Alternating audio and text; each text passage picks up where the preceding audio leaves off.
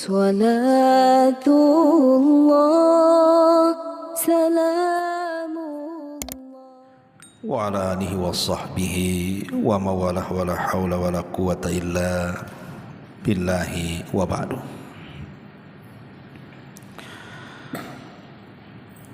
Baik, kita lanjutkan kajian kita, masih membahas kitab Usul Ats-Tsalatsa,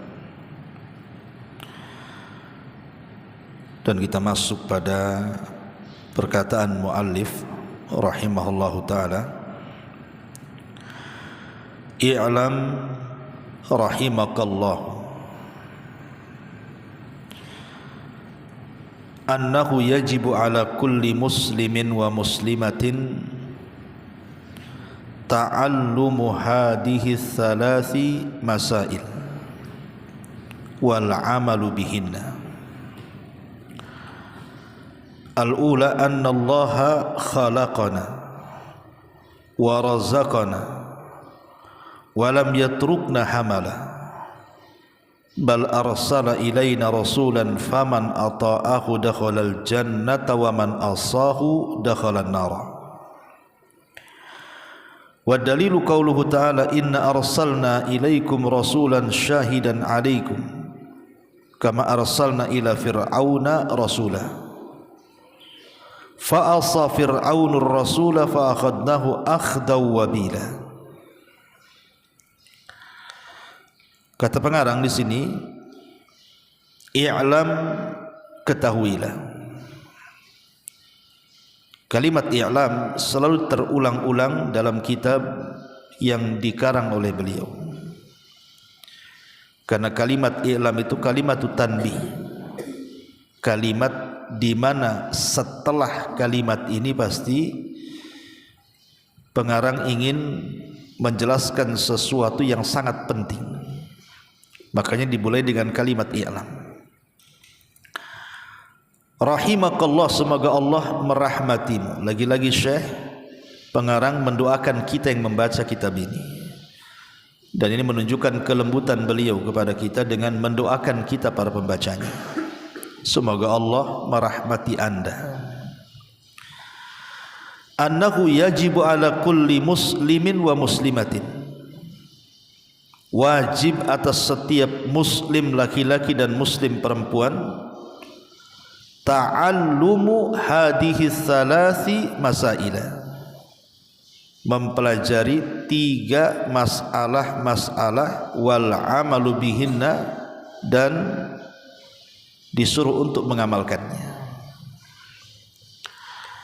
Apa tiga masalah yang seorang muslim wajib untuk mempelajarinya dan mengamalkan dengan tiga masalah ini? Yang pertama, kata beliau, annallaha khalaqana, sesungguhnya Allah lah yang telah menciptakan kita, wa razaqana, dan telah memberikan rizki kepada kita, walam yatrukna hamalah, bahkan Allah tidak meninggalkan kita sia-sia, bal arsala ilaina rasulah, bahkan Allah mengutus kepada kita seorang rasul, faman ata'ahu, siapapun yang mentaatinya, dakhalal jannata, maka dipastikan masuk surga, wa man asahu, barang siapa yang bermaksiat kepadanya, dakhalan nara, dipastikan masuk neraka. Wa dalilu qauluhu ta'ala, dan dalilnya firman Allah azza wa jal, inna arsalna ilaikum rasula, sesungguhnya kami utus kepada kalian seorang rasul, syahidan alaikum, yang akan menjadi saksi bagi kalian, kama arsalna ila fir'auna rasula, sebagaimana kami utus kepada Fir'aun ini seorang rasul, Musa alaihi salam. Fa'asa fir'aunur rasula, tapi Fir'aun pun membangkang atau bermaksiat kepada Musa atau Rasul. Fa'akhadnahu akhdan wabila, maka kami azab Fir'aun dengan azab yang sangat pedih. Taib, khawatu fiddin, barakallahu fikum. Jadi Syekh Muhammad bin Abdul Wahhab ini ingin menjelaskan kepada kita dalam poin ini bahwa di antara satu dari 3 kewajiban kita wajib mempelajari dan mengamalkan adalah dengan meyakini bahwa Allah telah menciptakan kita, memberikan rizki kepada kita dan tidak meninggalkan kita sia-sia. Dengan cara apa? Bahkan Allah utus kepada kita Rasul, dan ini nikmat yang sangat besar dan tidak ada nikmat yang lebih besar dibandingkan diutusnya Rasul. Kenapa? Karena Nabi SAW membawa 3 perkara, dan 3 perkara ini tidak bisa dibandingkan dengan nikmat apapun di dunia. Sebutkan nikmat dunia apa? Mobil mewah, rumah megah, perhiasan, tanah atau apa, sebutkan kenikmatan yang paling besar di dunia itu apa? Tidak bisa mengimbangi 3 nikmat yang Rasul SAW bawa kepada kita, yang Allah anugerahkan kepada kita. Pertama, dia diutus oleh Allah Subhanahu wa taala menjadi makhluk yang paling sempurna. Nabi SAW diutus oleh Allah menjadi makhluk yang paling sempurna dan layak untuk diteladani akhlak-akhlaknya. Dari sini ada tuntunan. Yang kedua, diturunkannya bersama Nabi kita Muhammad sallallahu alaihi wasallam kitab yang merupakan sebaik-baik kitab, Al-Quran. Tidak ada kitab terbaik di dunia kecuali Al-Quran. Yang ketiga, Allah Subhanahu wa taala turunkan kepada Rasul untuk diajarkan kepada umatnya sesempurna-sempurnanya syariat dalam agama, dan ini tidak ada dalam agama yang lain. Saya ulangi 3 perkara itu. Pertama, Rasul yang Allah utus kepada kita adalah orang pilihan. Tidak sembarang Allah mengutus Rasul kepada kita, tapi dicarinya makhluk yang paling sempurna, Rasul kita Muhammad sallallahu alaihi wasallam. Bahkan dia akan menjadi pemimpin para nabi, sayyidul anbiya'i wal mursalin. Bukan hanya pemimpin para nabi, semua manusia akan dipimpin Nabi SAW kelak pada hari kiamat. Jadi dia manusia yang sangat sempurna dan bisa ditiru akhlaknya. Karena Rasul yang diutus kepada kita itu dari kalangan jenis kita sendiri, yang kita bisa lihat macam mana gaya bicaranya, macam mana gaya muamalahnya, macam mana gaya akhlaknya, semua kita bisa lihat dan kita bisa pelajari. Ini yang pertama. Yang kedua, diturunkannya sesempurna-sempurna kitab, maksudnya Al-Quran. Jadi Quran itu datang memuat semua kitab-kitab langit di dalamnya. Jadi dengan Quran itu sudah mencukupkan dari Injil, Zabur, Taurat dan Suhuf. Semua ada dalam Quran. Makanya Quran itu terbagi menjadi 3. Sepertiganya bicara tauhid, sepertiganya bicara hukum-hukum ibadah, dan sepertiganya bicara tentang akhlak, yang di dalamnya ada kisah-kisah umat terdahulu. Dan satu-satunya mukjizat yang tidak lekang dimakan zaman dan waktu hanya Quran. Sementara kitab-kitab sebelum Quran itu semua terhapus dengan datangnya Quran. Dari sini kita jangan pernah membandingkan Quran dengan kitab-kitab sebelum Quran. Tidak akan banding. Jangan dibanding-bandingkan. Karena ada salah satu tokoh di negeri kita ini membanding-bandingkan pula. Ada orang yang membaca kitab Injil, oh di Quran juga ada, ayatnya sama begini. Dia baca lagi Injil dia, kemudian si ustaz ini pula ngomong begitu, oh dalam Quran juga ada yang sama. Gak bisa dibandingkan Quran dengan Injil. Cemana mau disetarakan? Quran itu jauh lebih mulia, jauh lebih mulia dibandingkan kitab-kitab yang lainnya selain Quran. Karena Quran itu menghapus semua ajaran-ajaran sebelumnya. Jadi tidak bisa dibandingkan, apalagi disetarakan, itu tidak mungkin. Karena konsekuensinya kalau disetarakan nantinya seolah-olah semua agama itu sama. Karena isi kitabnya sama berarti semua agama sama. Ini bahaya. Kalau sudah mengatakan semua agama sama, ini masuk kepada ajaran liberal. Dan kita katakan tidak sama. Agama yang mengatakan Isa anak Tuhan dengan agama yang mengatakan Isa itu nabi, beda, barat timur. Mungkin ketemu langit dengan sumur, ya. Jadi Quran itu adalah kitab yang tidak ada bandingannya. Kemudian yang ketiga, Allah berikan kepada kita sesempurna-sempurna syariat yang tidak ada dalam agama yang lainnya. Ketika Salmanul Farisi radhiyallahu anhu ditanya oleh orang Yahudi di zaman itu, "Ya Salman, saya mendengar nabimu, maksudnya sahibmu, Nabi kita Muhammad SAW itu, yu'allimu kulla syai'in hatta al-khira'ah, mengajarkan segala sesuatunya sampai kepada urusan jamban. Apa betul itu, hai Salman?"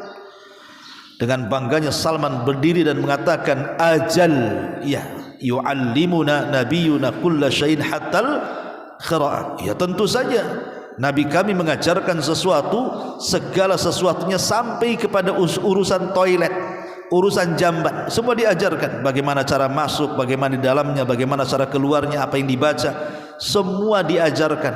Dan ini tidak ada dalam ajaran agama yang lain. Jadi nikmat yang Allah berikan kepada kita adalah lewat seorang Rasul ini disampaikan syariat yang paling sempurna. Inilah 3 nikmat yang Allah anugerahkan kepada kita. Tidak ada yang membandingi 3 nikmat ini. Diutusnya manusia yang paling sempurna, diutusnya kitab yang paling sempurna, diutusnya syariat yang paling sempurna. Makanya di sini pengarang mengatakan, "Annallaha khalaqana", sesungguhnya Allah telah menciptakan kita. Wa razaqana, dan telah memberikan rizki kepada kita. Di sini menunjukkan apa? Tauhid rububiyah. Walam yatrukna hamala, dan tidak meninggalkan kita sia-sia.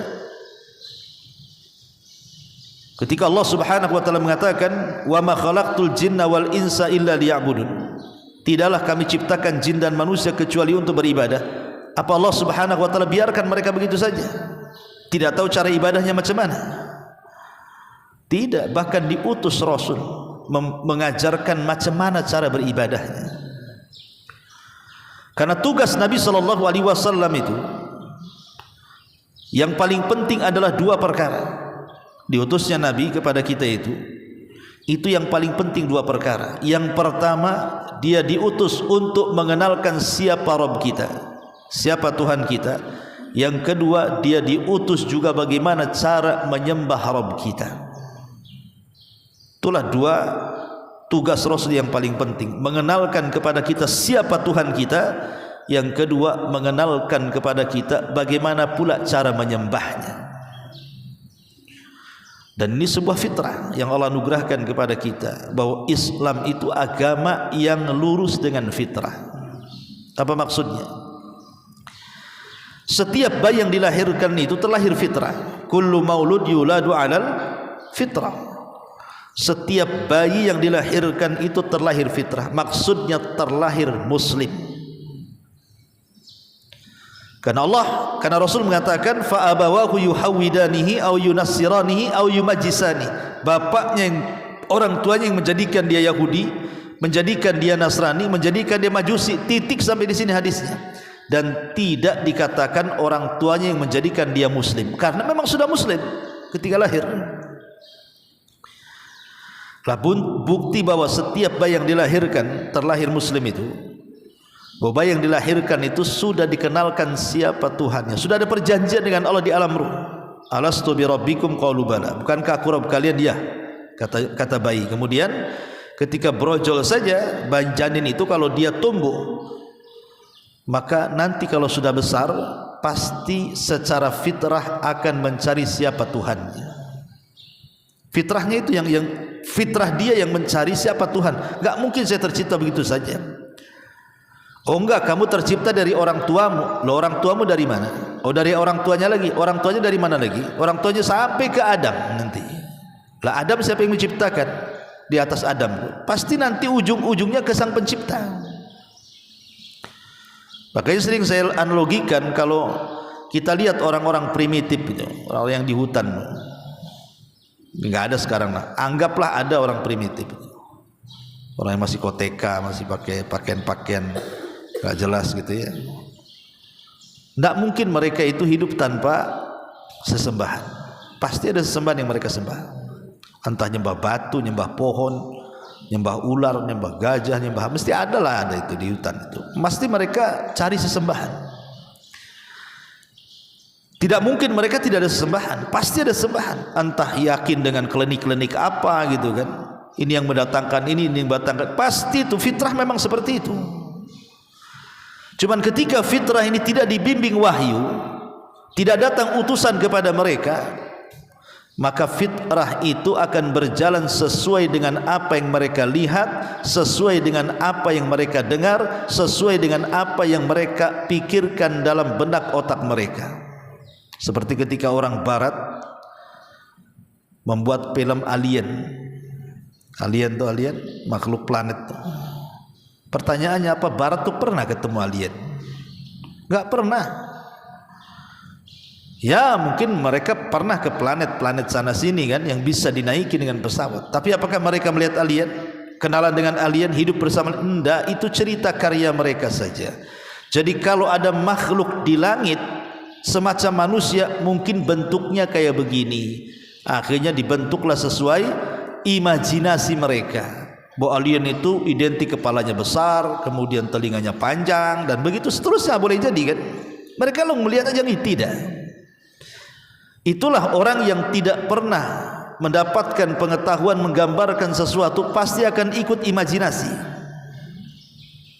Lah orang-orang primitif dalam hutan itu, maka kalau seandainya fitrah bahwa tidak ada atau mustahil di alam semesta tidak ada pencipta, tidak ada pemberi rizki dan begitu seterusnya, pasti ada fitrah itu. Cuman ketika tidak membimbing, akhirnya menjadikan Tuhan sesembahannya itu sesuai dengan yang mereka imajinasikan. Oh jangan-jangan Tuhan saya batu, akhirnya nyembah batu. Oh jangan-jangan Tuhan saya pohon, akhirnya disembah pohon. Oh jangan-jangan Tuhan saya akar, akhirnya nyembah akar. Oh enggak, Tuhan itu ular sendok, jadilah ular sendok Tuhan. Oh enggak, Tuhan saya sapi, jadilah Tuhan dia sapi. Kan begitu. Imajinasi kan macam-macam lah bayangan-bayangan orang itu. Tapi Islam kan alhamdulillah, kita tidak hidup di zaman primitif. Islam utus Rasul kepada kita, bahwa kita tidak boleh menetapkan Tuhan dengan imajinasi kita, tapi harus menetapkan Tuhan dengan orang yang kenal Tuhan. Siapa orang yang kenal Tuhan? Utusannya. Karena Allah menghabarkan siapa dirinya kepada utusannya, dan utusannya menghabarkan kepada umatnya untuk mengenalkan Tuhan sebagaimana ia diperkenalkan Tuhan. Maka Rasul menjelaskan siapa Tuhan kita dengan turunnya Quran, dan dia perkuat dengan sabda-sabdanya, walaupun keduanya sama-sama wahyu dari Allah Azza wa Jalla. Baru setelah dikenalkan siapa Tuhan kita, dikenalkan pula bagaimana cara menyembahnya, sehingga kita tidak salah sembah. Karena orang kalau tidak dibimbing cara menyembahnya, akhirnya macam-macam cara menyembahnya. Oh Tuhan itu suka buah-buahan, beli buah-buahan ke pasar, taruh di piring, letakkan jadi sesajen. Saya sudah nyembah Tuhan katanya. Karena Tuhan suka jeruk, saya kasih jeruk ya. Yang lain mengatakan tidak, Tuhan itu bukan begitu cara menyembahnya. Ambil lidi, bakar, nah, itulah cara menyembahnya. Yang lain mengatakan enggak gitu cara menyembahnya. Akhirnya macam-macam cara menyembahnya. Kenapa? Karena tidak ada bimbingan wahyu. Pertama sudah salah menetapkan siapa Tuhannya, yang kedua salah pula cara menyembahnya. Itulah kalau tidak dibimbing wahyu. Tapi dengan diutusnya Rasul kepada kita, alhamdulillah umat Islam ini kenal siapa Tuhannya dan bagaimana cara penyembahnya. Makanya bal arsala ilaina rasulan, bahkan Allah utus kepada kita Rasul. Apa konsekuensinya? Faman ata'ahu dakhalal jannah. Siapapun yang mentaati Rasul tersebut dipastikan masuk surga. Wa man asahu dakhalan nar, dan siapa yang bermaksiat kepada Rasul tersebut dipastikan masuk neraka. Dalam sebuah hadis yang sahih Nabi mengatakan, kullu ummati yadkhulunal jannah, setiap umatku dipastikan masuk surga, illa man aba, kecuali orang yang enggan masuk surga. Sahabat mengatakan, wa man ya'ba ya Rasulullah, siapa yang enggan masuk surga itu hai Rasul? Maka Rasul mengatakan, man ata'ani dakhalal jannah, siapa yang taat kepadaku dipastikan dia masuk surga. Wa man asani faqad aba, siapa yang bermaksiat kepadaku enggak akan dia akan masuk surga. Itulah orang yang enggan masuk surga. Kemudian Allah mencontohkan sebuah firman yang mu'alif cantumkan di sini, inna arsalna ilaikum rasula, sesungguhnya kami utus kepada kalian seorang rasul. Apa tugasnya? Syahidan alaikum, rasul ini akan menjadi saksi bagi kalian. Dalam surah An-Nisa Allah mengatakan, fa kaifa idza ji'na min kulli ummatin bisyahid wa ji'na bika ala haula'i syahida. Bagaimana kalau seandainya kami datangkan pada tiap-tiap umat sebelum Islam, didatangkan saksi dari umat Islam. Jadi nanti pada hari kiamat Nuh dan umatnya akan dipanggil. Kemudian Allah mengatakan, ya Nuh, sudahkah kau sampaikan risalahku kepada umatmu? Kata Nuh, sudah ya Rabb. Kemudian Allah mengatakan kepada umatnya, benar apa yang dikatakan Nuh, bahwa Nuh sudah menyampaikan risalah kepada kalian. Umatnya mengatakan, kadzaba Nuh ya Rabb, Nuh berdusta wahai Rabb, dia tidak pernah menyampaikan risalahmu kepada kami. Maka Allah mengatakan, ya Nuh, lihat umatmu mengingkari bahwa engkau menyampaikan risalah kepada mereka. Kata Nuh, tapi saya memiliki saksi ya Rabb, di mana saksi itu akan menunjukkan bahwa kami, kata Nuh, telah menyampaikan risalahmu kepada mereka. Kemudian Allah mengatakan, bagaimana engkau mendatangkan saksi? Maka Nuh tiba-tiba menunjuk kita, umat Nabi SAW, dan mengatakan mereka itulah saksinya. Akhirnya Allah Subhanahu wa taala berfirman kepada umat Rasul dan mengatakan, betul kalian ingin jadi saksi atas kesaksian Nuh bahwa dia sudah menyampaikan risalahku kepada umatnya. Maka semua umat Islam mengatakan, ya, dia telah menyampaikan risalah kepada umatnya. Allah mengatakan, bagaimana kalian bisa mengatakan seperti itu? Bukankah kalian tidak hidup di zaman Nabi Nuh? Namanya saksi terus melihat. Lah kalian tidak hidup di zaman Nabi Nuh, kenapa kemudian membenarkan Nuh menyampaikan risalahnya? Maka umat Rasul akan mengatakan, yang mengatakan Nuh menyampaikan risalah itu bukan kami, tapi engkau ya Rabb. Kemudian dibaca surah Nuh, bagaimana Nuh sudah menyampaikan risalah atas kabar dari Allah. Maka Allah mengatakan kepada Nuh, shadaqta ya Nuh, engkau benar. Ini kedudukan kita menjadi saksi kepada umat sebelum kita. Tapi ingat, Rasul akan menjadi saksi bagi kita. Kita menjadi saksi kepada umat sebelum kita, Rasul akan menjadi saksi bagi kita. Fa kaifa idza ji'na min kulli ummatin bisyahid, bagaimana kalau kami datangkan tiap-tiap umat itu, engkau akan jadi saksi mereka. Tapi ingat, wajibna bika ala haula'i syahida, tapi engkau wahai Muhammad akan menjadi saksi bagi umatmu. Sebagaimana di sini Allah mengatakan, inna arsalna ilaikum rasulan syahidan alaikum, sungguhnya kami utus Rasul kepada kalian dan dia akan menjadi saksi bagi kalian. Kapan? Kelak pada hari kiamat Rasul akan menjadi saksi bagi kita. Apakah amalan kita cocok dengan sunnahnya atau tidak? Apakah amalan kita cocok dengan perintahnya atau tidak? Apakah amalan kita cocok dengan hidayahnya atau tidak? Apakah amalan kita cocok dengan petunjuknya atau tidak? Karena nanti ada manusia-manusia diusir dari telaga. Kemudian Rasul mengatakan, ummati ummati ya Rabb, kenapa kau usir umatku? Biarkan mereka minum dari telagaku.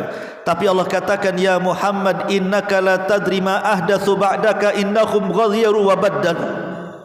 Muhammad, kau tidak tahu apa yang terjadi dengan umat sepeninggalmu. Mereka sudah merubah-rubah petunjukmu, mereka sudah merubah-rubah sunnahmu. Biarkan mereka terusir.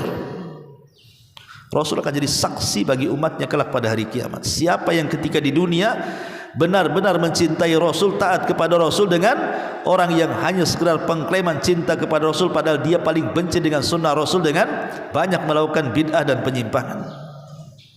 Maka di sini Allah mengatakan syahidan alaikum. Kemudian Allah mengatakan kama arsalna ila fir'auna rasulah, sebagaimana kami telah utus kepada Fir'aun itu Musa Rasul. Tapi apa yang terjadi? Fa'asa fir'aunur rasulah, tapi si Fir'aun ini bermaksiat kepada ajakan Musa. Fa'akhadnahu akhdan wabila, maka kami adab dengan adab yang sangat pedih. Seolah-olah Allah ingin katakan kepada kita, jangan seperti Fir'aun yang bermaksiat kepada Musa. Jangan seperti Fir'aun yang bermaksiat kepada Musa. Kita tidak boleh maksiat kepada Rasul, karena konsekuensinya kalau kita sampai bermaksiat kepada Rasul, Allah masukkan kita ke neraka. Faman ata'ani dakhalal jannah wa man asani faqad aba. Siapa yang bermaksiat kepadaku masuk neraka kau, siapa yang taat kepadaku silahkan masuk ke dalam surga. Inilah yang pertama, kita diingatkan dengan nikmat diutusnya sesempurna-sempurna Rasul, bahkan Sayyidul Anbiya wal Mursalin, kemudian sesempurna-sempurnanya kitab yang Allah turunkan dari langit untuk kita, dan sesempurna-sempurnanya syariat yang membimbing kita, sehingga Allah Subhanahu wa taala memberikan syariat terbaik. Apa yang bisa menjadikan kita baik, apa yang menjadikan kita buruk, apa yang menjadikan kita masuk surga, apa yang menjadikan kita jauh dari neraka, dan begitu seterusnya, semua sudah dijelaskan dalam syariat yang sangat mulia dan sempurna. Al-yauma akmaltu lakum dinakum wa atmamtu alaikum ni'mati wa raditu lakumul Islam madina. Pada hari ini kusempurnakan kepada kalian agamaku, kusempurnakan nikmatku untuk kalian, dan kuridhoi Islam sebagai agama kalian. Sampai di sini saja. Subhanaka bihamdika asyhadu an la ilaha illa anta astaghfiruka wa atubu ilaik. Allahu taala alam. Assalamualaikum warahmatullahi wabarakatuh. Salatullah salam